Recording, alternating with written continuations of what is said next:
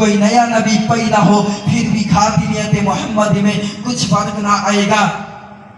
বলছে যে আমার নবীর পরে যদি কোনো নতুন নবী জন্মগ্রহণ করে দুনিয়ার মধ্যে চলে আসে তাতে কোনো ব্যাঘাত ঘটবে না।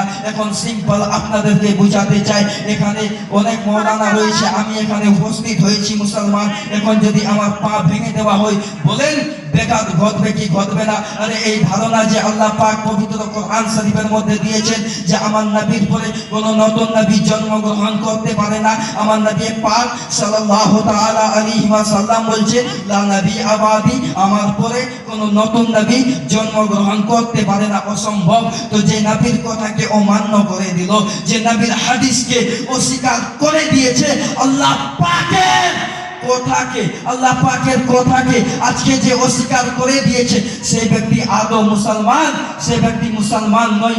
আজকে আপনার যে কিনা আশরাফ আলী থানভী আপনার যে কিনা বলতেছে যে নবী মরে মাটির সঙ্গে মিশিয়ে গেছে, ইসমাইল দেহলভি বলতেছে যে নবীর পিতা মাতা আগে জাহান্নামে যাবে। মুসলমান আল্লাহ পাকের শুকরিয়া আদায় করেন যে মহান রব্বুল আলামিন আপনাকে আমাকে তাদের জামাতের মধ্যে পাঠায়নি যারা বলছে নবী মরে মাটির সঙ্গে মিশিয়ে গেছে। আস্তাগফিরুল্লাহ।